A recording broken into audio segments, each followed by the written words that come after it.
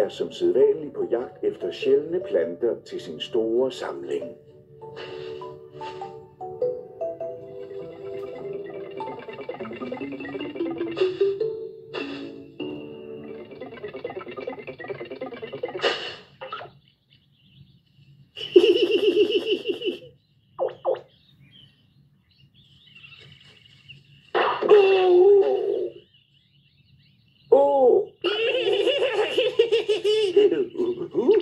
Hey, Stinky!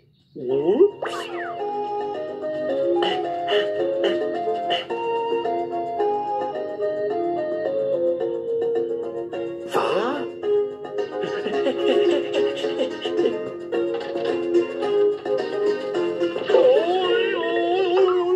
Stinky, hvorfor laver du så nogle dumme ting hele tiden? Det ved jeg ikke rigtigt. Synes du slet ikke, det er synd for hemulen? Selvfølgelig synes jeg det, men når han ligger der med enden i vejret, så er det altså alt for fristende lige at give ham et ordentligt los. Der ligger en djævel begravet i dig, lille Stinky. En djævel? Nå, ja, selvfølgelig. Det er ikke mig selv, der vil gøre noget ondt. Det er ham djævlen inde i mig, som får mig til at lave alle de forfærdelige numre. Så synes jeg, du skulle drive den djævel ud. Det vil jeg også, men hvordan gør man det egentlig, Mummi? Du ved det garanteret godt, Mumrik. Har du virkelig lyst til at få den drevet ud? Ja, selvfølgelig. Så er det ikke særlig svært. Nå, fortæl mig, hvordan man gør. Der var helt sikkert ikke nogen djævel inde i dig fra starten. Det eneste, du skal gøre, er at beslutte dig for ikke at gøre slemme ting mere, og så overholde det. Så nemt er det. Det bliver vist ikke helt let. Findes der virkelig djævle, Mumrik? Ja, det gør der da. Har du set en? Nej, Jamen, hvordan ved du så, de findes? det ved jeg bare.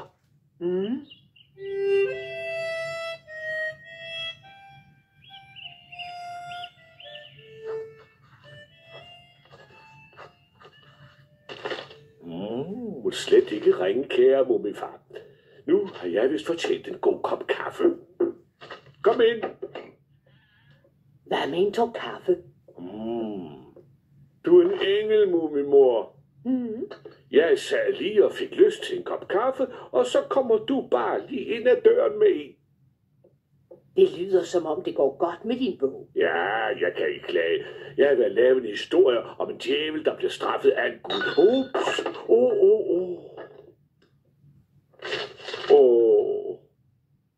Jeg tror, der var en djævel på spil. Hvad?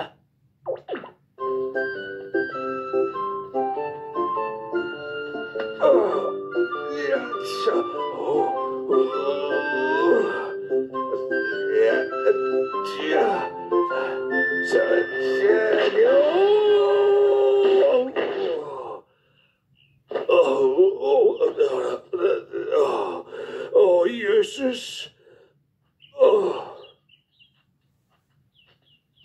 Er der noget i vejen, hemul?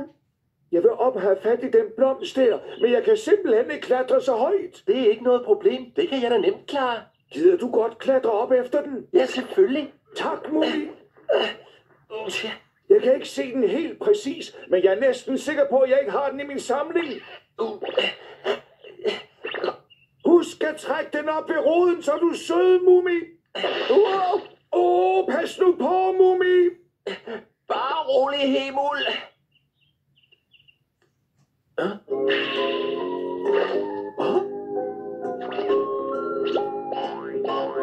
Stinky.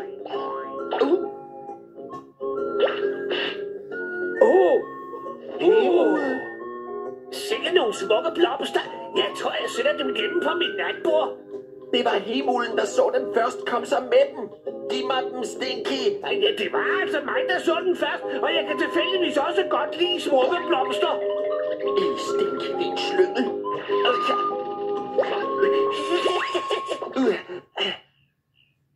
Mine blomster. Der findes andre af den slags. Jeg skal nok kigge efter dem. Ham Stinky er en rigtig djævel. Det vil en djævel blive sur over at høre. Stinky er som bare en ganske almindelig ballademager.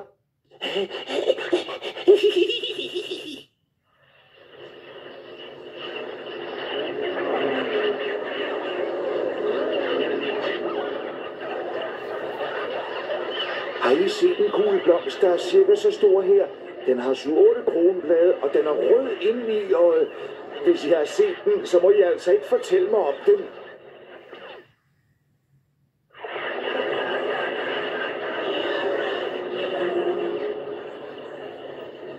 Det er nogle underlige størrelser. Der er den jo. Hemul, jeg har fundet den blomst. Er hattifnatterne der stadig? Nej, de er væk. Jeg er sikker på, at den er magen til den anden. Er det sandt? Ej, hvor er den smuk. Har I fundet en? Ja, Hvor herligt. mange tak, Mumrik. Du er simpelthen min skytsengel, er du? Ja, og du skal også have mange tak for hjælpen, Mumi. Djævlen lavede en masse slemme ting, men da guden fangede ham, lagde han sig på knæ og tryllede om tilgivelse. Jeg har aldrig nogensinde lidt små børn i fristelse, og jeg har altid ladet de gamle være i fred, i det mindste dem, der ikke var alt for skænhellige. Men guden var altvidende og kunne læse djævelens tanker, så han lod sig ikke sådan narre hans fedteri. Han puttede djævlen ned i en mørk sort hule, uden at høre et øjeblik mere på ham. Guden havde før været ude for, at sådan nogle djævle gjorde alt for at redde deres eget skind, når de blev fanget. Djævle var nemlig altid parate til at lave gale streger med folk. Hvor ligger den der hule egentlig? Det ved jeg ikke. Men er det da ikke dig, der har skrevet historien, eller hvad? Jo da, ser du, denne her historie bygger på et gammelt sagn, så der er visse ting, der ligger lidt hen i det uvisse. Tror du ikke, læserne vil blive skuffet? Jo, måske, men det kan en forfatter ikke rigtig tage sig af. Vil det sige, at du bare er ligeglad med folk? Nej, ikke helt. Hvorfor skriver du det så ikke? Fordi folk også selv skal bruge deres fantasi. Hvor tror du, ham djævlen sidder? Jeg ved det ikke. Det kunne være oppe i de ensomme bjerge, men det kunne også være lige her i Mumidalen et sted. Eller måske oppe i skunken på dit eget værelse, mumifar? Eller nede i kælderen bag alt syltetøjet? Nu løber fantasien, hvis det er med dig, lille My. Snorkfrøken, My, gider I ikke lege skjul, hva'? Jo, hvorfor ikke? Hvad laver I dog herinde i mumihuset? Det er bare sådan et dejligt vejr udenfor. Vi har hørt mumifars nye historie, han er lige blevet færdig med den. Øj, Men den haltede lige nogle steder, så Snorkfrøken og jeg fortalte ham lige et par sandheder eller 3. er det rigtigt, mumifar? Nå, det er det vist desværre. Tænk, jeg vidste slet ikke, at I to var sådan nogle dygtige bogkritikere. Vi er ikke dygtige. Vi er fantastiske. Det må du undskylde. Lad os lege skjul på en anden måde i dag. 2 af os gemmer os sammen, og så prøver resten at finde de 2. Det tror jeg er sjovt. Jeg gider ikke gemme mig sammen med Snif. Så bliver de bare opdaget med det samme. Hey, hold nu op, My. Vi finder ud af, hvordan vi deler os hen i skoven. Hvordan gør vi? Vi kan snakke om det, eller også kan vi bare trække lod. Jeg vil gerne være sammen med Mumi. Det vil jeg også gerne.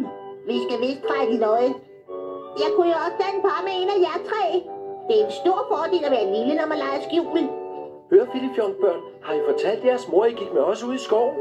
Har du sagt det til mor? Nej, men det har du ikke. Nej, det troede jeg altså en af jer 2 store ville gøre. Det vil sige, I ikke har fortalt hende noget som helst. Så må vi hellere prøve ikke at komme for sent hjem, venner. Så er det jo ikke spor sjovt.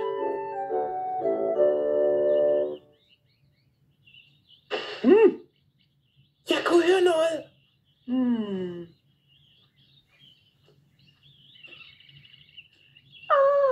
Snif og Snorkfrøken er fundet. Din herlige stak ud, Snif. Jeg sagde jo, du skulle passe på din Klarian. Jeg prøvede altså også. Okay, den her gang er det Mys og min tur til at gemme sig. I bliver her og tæller til 20, inden I begynder at lede efter os. 1, 2, 3, 4, 5, 6, Kom, jeg kender et smadret sted, Mumi. 8, 9, 10.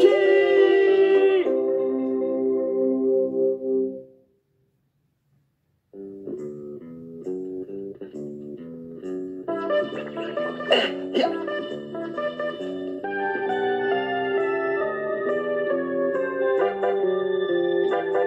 Se derovre. Det er et af de bedste steder, jeg kender. Her finder de os aldrig. Det er helt sikkert. Du kan gemme dig overalt. Men det er noget sværere for mig. Så kan du lade være med at spise så meget. Så nu er jeg klar. Prøv lige at se, om man kan se mig udefra, My. Overhovedet ikke. Prøv at gå lidt længere væk. Okay. Kan man se noget? Nixon. Så gem dig selv nu. Jeps.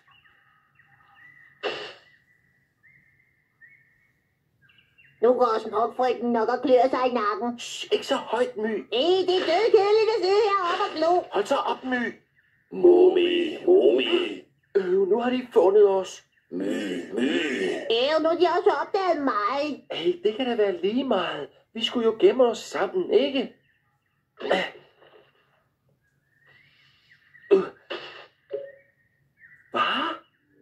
Der er ikke nogen. Mystisk. Jeg er lige her. Aha. Hvor er du? Og hvem er du? Jeg står lige foran jer. Der er ikke andet end et visnet træ foran os. Korrekt. Og jeg er inde i det træ. Øj, du må da være meget mindre end mig, ikke også? Jo nu, men jeg har været kæmpe stor engang, før jeg blev gjort lille og puttet herinde. Er det rigtigt? Det kan du tro, Mumi. Der er Mumi. Hvorhen? Der. Det er da underligt, det ikke har gemt sig. Det er nok bare fordi, de er blevet trætte af at vente på, at vi skulle finde dem. Men er det ikke lidt underligt, at de bare står og stiger på et gammelt vissen træ? Nu ved jeg det. Hvad er det for noget, du ved, My? Det er en djævel, der er inde i det der træ. En djævel? Hallo, du der. Du er djævel, ikke også?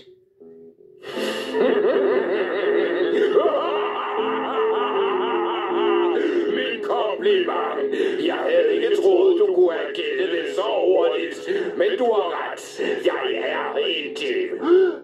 Jeg tænkte nok. Tror du ikke bare, han laver grin? Hvorfor står I der og taler med træet? Fordi der er en djævel, der er lukket inde i det, Snokbrikken. Derfor. En djævel? Så var det altså ikke bare noget pjat, Mumifar havde fundet på i sin nye bog. Nej, han sagde også, det kom fra et gammelt savn, ikke? Så guden har altså fanget en djævel i det der gamle træ. Det er lidt uhyggeligt. Jeg må sige, I ved god besked. Børn nu om dagen er vist meget kloge.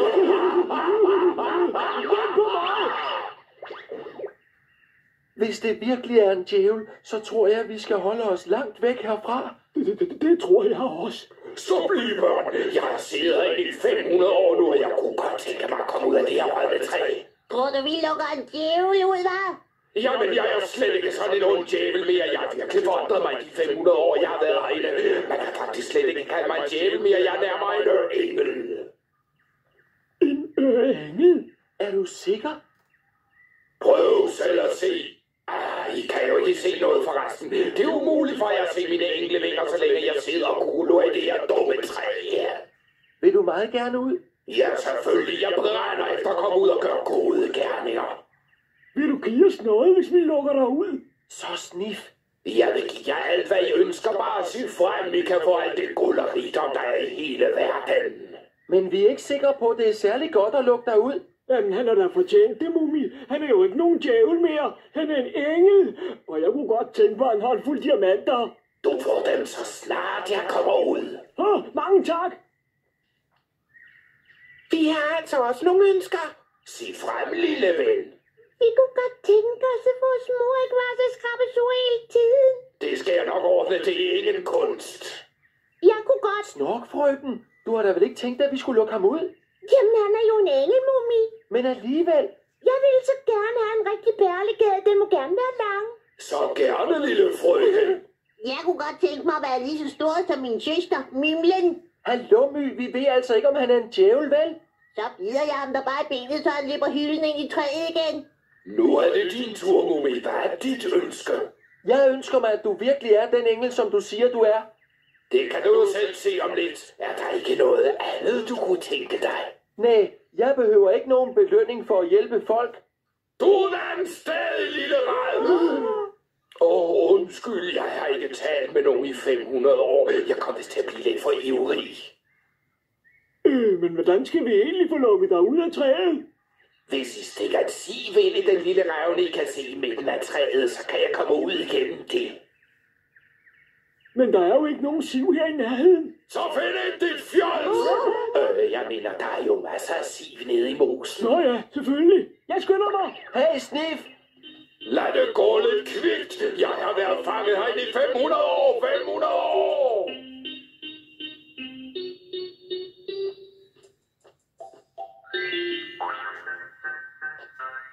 Hvad er det, du kigger på, Stinky?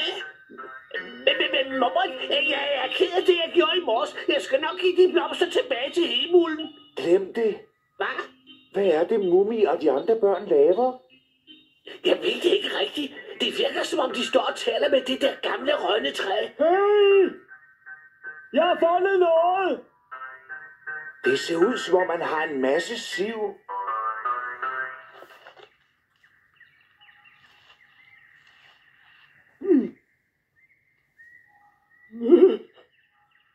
Nu har jeg gjort det. Kom så ud, lad os se dig, din gamle djævel.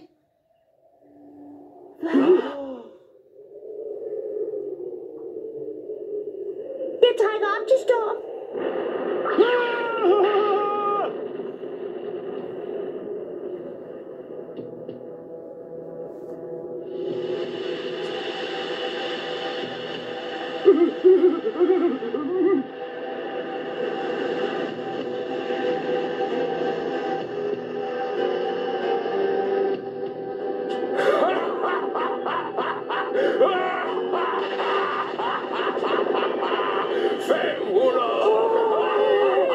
For første gang i 500 år er jeg fri, og I slap mig ud. Jeg vidste, at han ikke var en engel. Klart! En engel kan muligvis blive til en djævel, men aldrig omvendt. Hvad så med det, du lovede os? Diamanterne. Tror du virkelig, en djævel holder, hvad han lover, fjols? Du er djævel. Hvad vil du egentlig lave her? Du er jo håbløs gammeldags. Jeg bliver ikke her, jeg tager jer med ned i helvede i stedet for. Nej, løb alle sammen!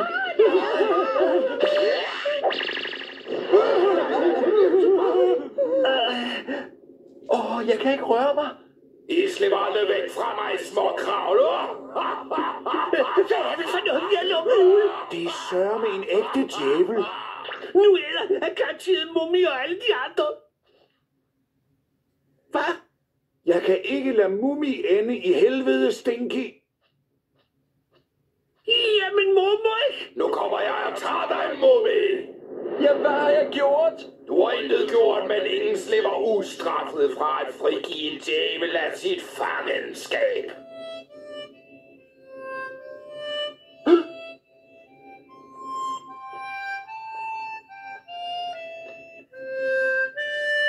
Og hvem er så du? Mit navn er Mumrik. Jeg er ven af Mummi. Du ønsker måske at ryge med ham ned i helvede. Ja, Mummi og jeg er uadskillige. Mumrik. Men der er lige en ting, jeg godt vil vide, inden jeg ryger i helvede. Sig frem. Er du virkelig en rigtig djævel? Hvad mener du? Det kan du pokker tage mig, tror jeg er. Jeg troede måske bare, du var en god tryllekunstner. Tryllekunstner, hvor du har kaldt en ægte djævel for en tryllekunstner. Men da jeg så, der kom ud bag ved træet. Jeg kom ikke ud bagved, jeg kom indefra gennem det der siv. Utroligt. Det forstår jeg ikke. Hvordan kan sådan en kæmpe som dig komme ud gennem sådan et lille hul der? Jeg er jo en djævel. Jeg har overnaturlige kræfter, lille ven. Men jeg synes nu stadig, jeg så dig komme ud bag ved træet. Din påståelige tåbe, vil du have, jeg skal gøre det igen, eller hvad? Ja, det var da en udmærket idé. Jeg kunne også godt tænke mig at se det igen. Det gik så stærkt første gang. Så pyt da, men husk at kigge ordentligt efter den her gang.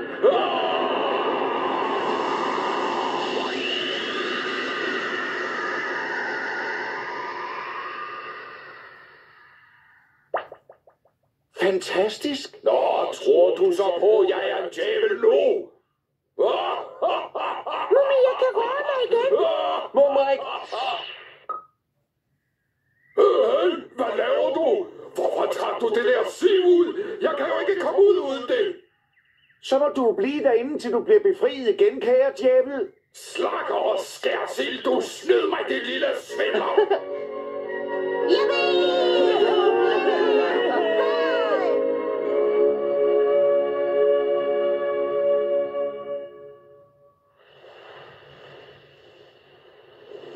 Vær sød at lukke mig ud, lille mø. Nej, du kan tro nej, din grimme kanut. Den hopper jeg ikke på. Jeg tror, vi er langt nok ude nu. Nej, hjælp! Nej, jeg kan ikke svømme. Jeg drukner, Pepe. Jeg vil hjem. Vi gør det ikke. Nej! Mumifar og de andre fik endelig træet smidt i vandet langt ude på havet. Så et eller andet sted driver der nu en meget vred djævel rundt.